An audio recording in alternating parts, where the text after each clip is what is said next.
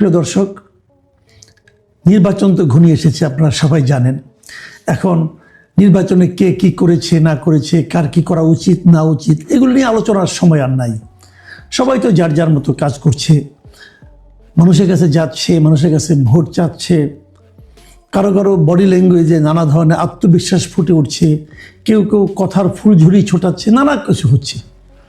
এর মধ্যে শেষ বেলায় এসে নানা ধরনের প্রিডিকশনও হচ্ছে, মানে ভবিষ্যৎবাণী বলতে পারেন, অথবা কে কেমন মনে করছে, কে কয়টা জিততে পারে, এগুলো নিয়েও নানা আলোচনা চলছে। আমি নিজেও একাধিক প্রিডিকশন করার চেষ্টা করেছি, এবং এটা একটা খেলার মতো, অনেকটা এর উপর নির্ভর করবেন না। বাট আমি নিজে, আমার সঙ্গে বিভিন্ন জেলা পর্যায়ের লোকজনের সঙ্গে কথা হয়, আমি নিজে থেকেও কিছু কথা বলেছি, আরও কিছু কথা বলবো। আমি এই নির্বাচনের আগে আগে হয়তো আরও একবার এই ধরনের একটা প্রিডিকশন দেব। হাতে তো আছে আর দুদিন মাত্র। তো আজকে আমি হাতে কিছু পেয়েছি। আমাকে বেশ কিছু সরকারি সংস্থার কাছ থেকে কিছু আমি প্রেডিকশন পেয়েছি, সেগুলো দিয়ে আমি কিছু কথা বলবো।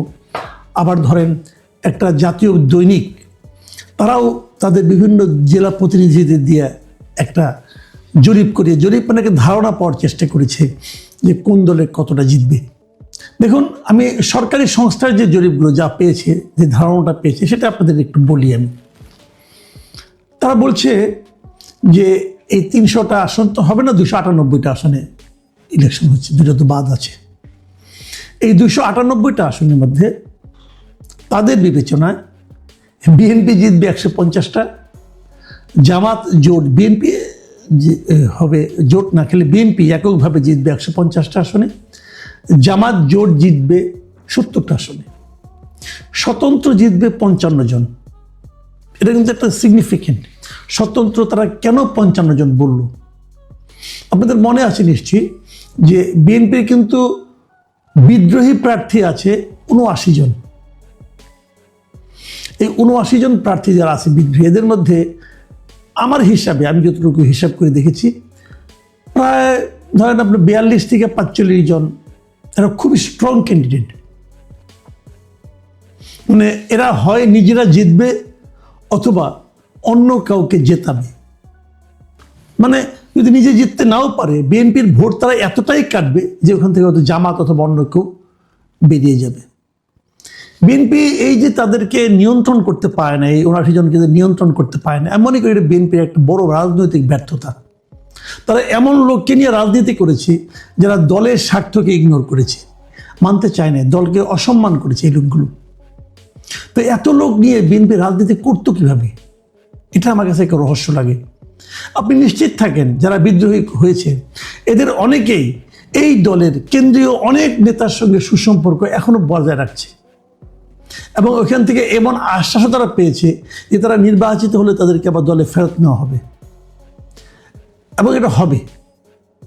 এই হলো এই ধরনের দলের আওয়ামী লীগ, বিএনপিতে এটা অতীতেও বহুবার হয়েছে। এবারই গত 24-এর যে অগাস্টের পর বিএনপি যাদেরকে কয়জন খুব বহিষ্কার করলো না, এই বহিষ্কারের কিন্তু শেষ দিকে, এই গত নভেম্বরের দিকে এসে কিন্তু অনেকেই পাইকারি হারে আবার কিন্তু বিএনপি ফেরত নিয়েছিল। আমি তখন বলেছিলাম যে এই পাইকারি ফেরত নেওয়াটা কেন ইলেকশনের আগে? এতে কিন্তু মানুষের কাছে একটা ভুল মেসেজ যাচ্ছে।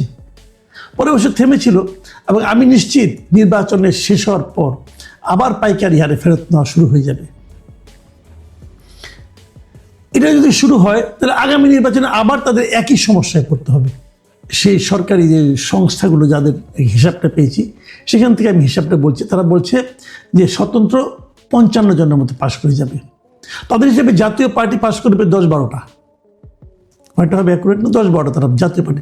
এটা আমার কাছে একটু বাড়তি মনে হয়েছে। জাতীয় পার্টি আমার বিবেচনায় এত পাশ করার কথা না, এবং তাদের বিবেচনায় ইসলামী আন্দোলন তারাও নাকি প্রায় 7-8টা সিট পেয়ে যাবে। এটাও আমার কাছে কেমন যেন একটু অগ্রহণযোগ্য মনে হয়, আমি জানি না। এবং তাছাড়া অন্যান্য যারা আছে, বিভিন্ন দল আছে, কোনো দল আছে 1-2 করে পাশ করবে, সেরকম সংখ্যাও তারা দেখিয়েছে 5 জনের মতো। তাহলে কি দাঁড়ালো?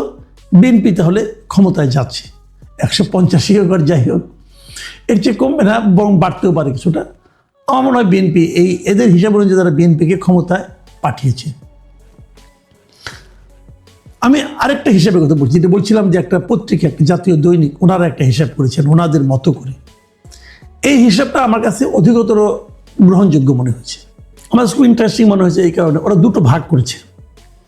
একটা ভাগ হলো যে নিশ্চিত জিতবে, আর একটা ভাগ হলো যে আসনগুলিতে খুব প্রতিদ্বন্দ্বিতা হবে। তাদের হিসাবে 88টা আসনে বিএনপি কোনো রকম প্রতিদ্বন্দ্বিতা না করেই জিতে যাবে।